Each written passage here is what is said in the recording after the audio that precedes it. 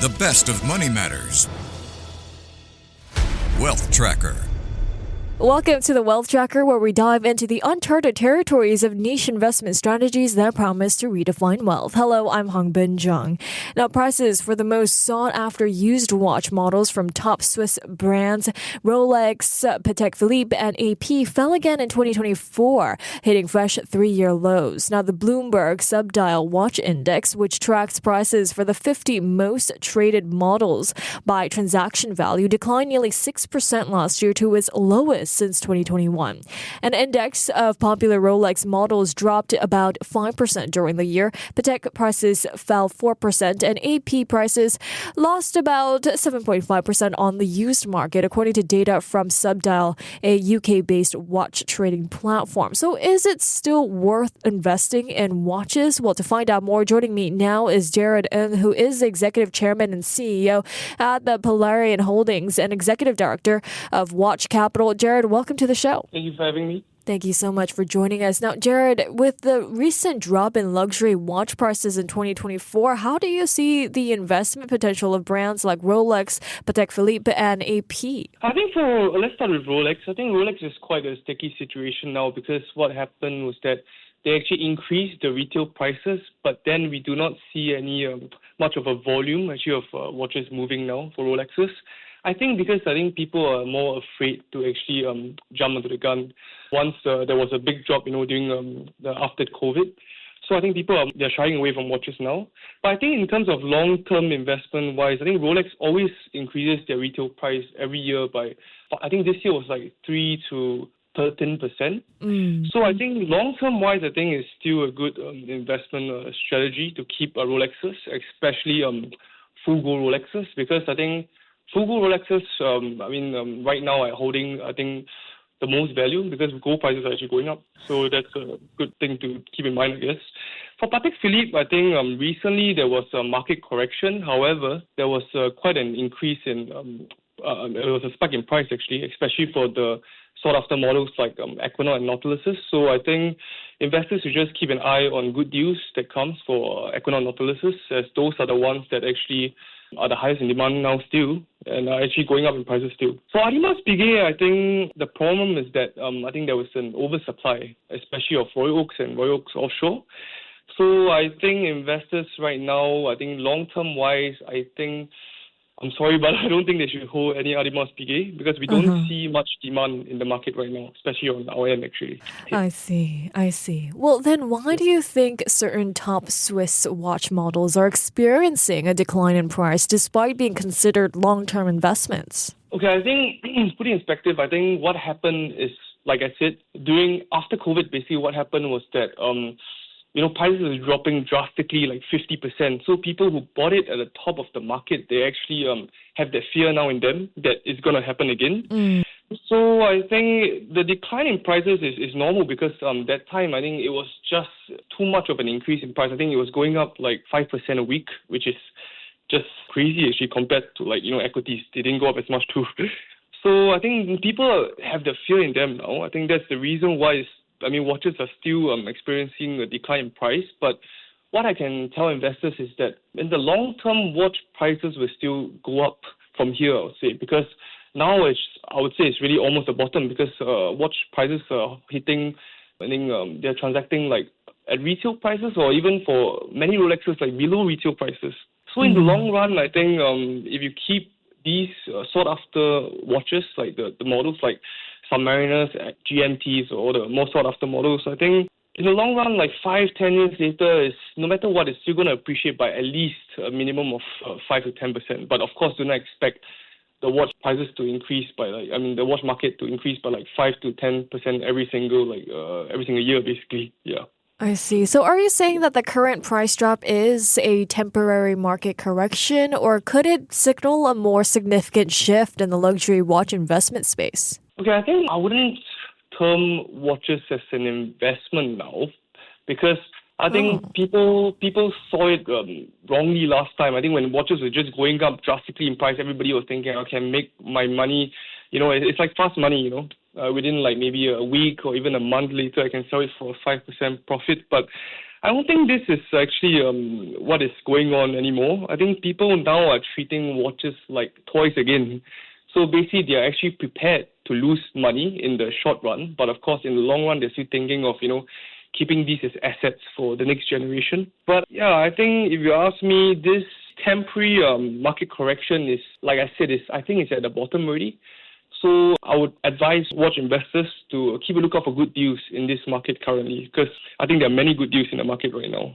Yeah. I see. Well, then what factors are contributing, to the decline of prices in the second-hand market for luxury watches, especially Rolex and Patek Philippe models? Okay, I think what happened was that actually Rolex especially, they recently increased the supply of the factory basically increased the supply of Rolexes recently, I think the past 1 year. So what happened is the supply-demand theory. I mean, the supply actually went up and the demand actually decreased actually because of the fear, like I said. So that's what caused the decline in the price of a second-hand market for watches actually. But for Patek Philippe, I think they are controlling the supply really well.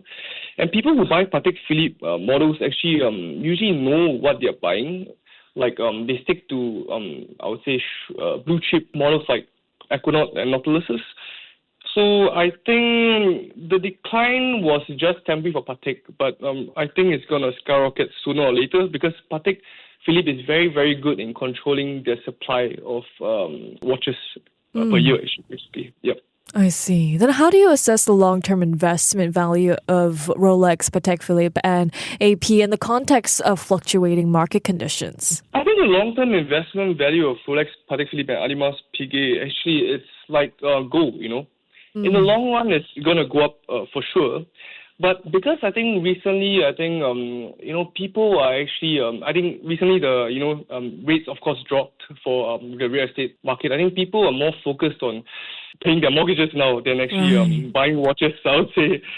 So I think, long-term investment value-wise, I don't see a very steep decline in the prices of watches that's going to happen anytime soon. But I would say long-term wise, it's still a good investment strategy to keep a few sought-after models in your investment portfolio to ensure that you have a well-diversified portfolio, So I think in the future, when the prices of watches go up by maybe 10% in maybe the next 5 years, you can think whether you want to actually take your profit. But I think in the short run, I don't see the prices actually rising rapidly. So it's still quite a stable market that we're in right now, actually, for watches. Yeah. Okay. Well, then, do you think that the resale market for luxury watches is still a reliable indicator of their investment value, or should investors look at different metrics? I think the only metric that you look at is actually the resale market of the luxury watches because it's like, it's the market price of their watches. That it's like, buying shares and looking at your portfolio every day, seeing whether it's going up or going down. So I think the market indicator for watches right now, you can actually take a look at Chrono 95 or even Carousel Market actually.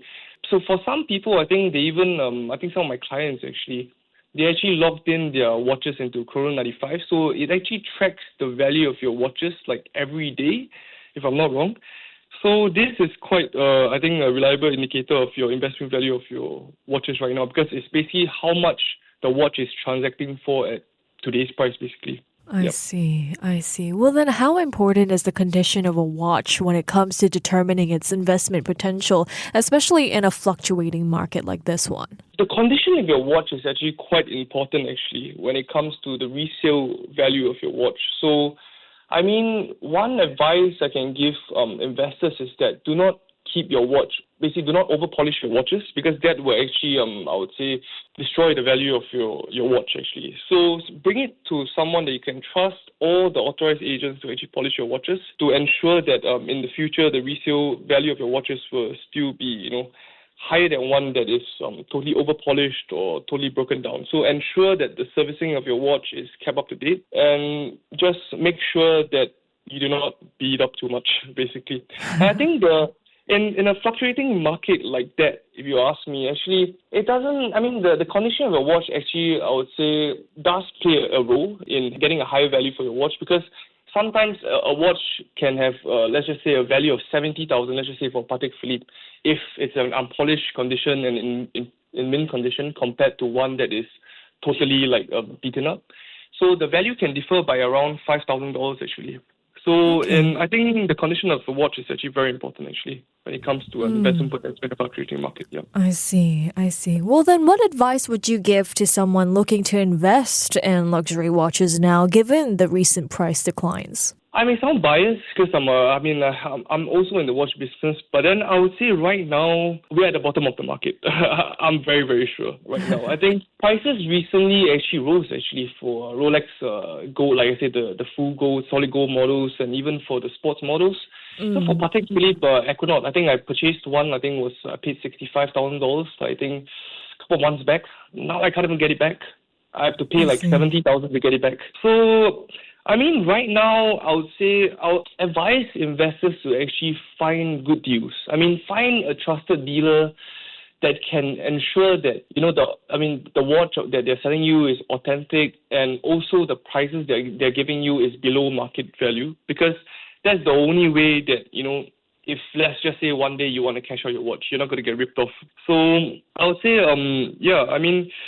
the recent price decline is an opportunity, definitely an opportunity for watch investors to actually collect watches that they were really interested in, but the prices were really high during the COVID times. So it's a good opportunity to actually enter the market right now, I would say. I see. Well, are there any specific models or collections within luxury watch brands that, remain relatively unaffected by the price drops, or do they all show similar trends? Okay, I think we always call these kind of watches I think hype watches. The hype watches are the ones whereby there's heavy demand for it. So that's where the prices always go above retail. So I can give you an example. Let's just take a Patek Philippe Equinox, the base model, 5167A. I think the retail price for that one is around 40 plus K, but brand new you're paying around $95,000. So that's double the retail price. So that is something that I'll tell investors to be cautious of, because of course I can't predict the market, but you never know. If it's trading 2 times the retail price, I mean it can always fall. Like Rolexes, I think that time, like a Rolex Daytona was trading around 4 times the retail price, but now it's only trading at maybe 2 times the retail price. So that's where I would suggest they stay cautious. But I think brands that actually did not really fluctuate much in terms of market prices, IWC, Cartier, and even Hublot. So these are the brands that actually did not really fluctuate much in market value over the past 3 years. So whatever you're paying, maybe in the past, maybe 3 years ago, now maybe it's just 5 to 10% lesser. But whereas for Rolexes, I think it took a 50% dive.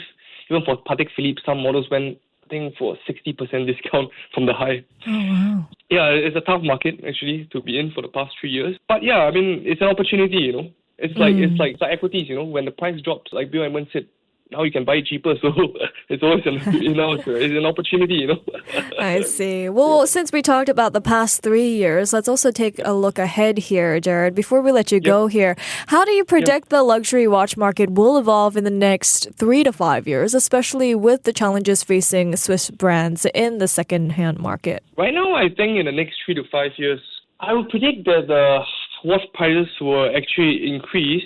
I mean, because I think people are gaining the confidence again, basically, compared to the drop from the highs.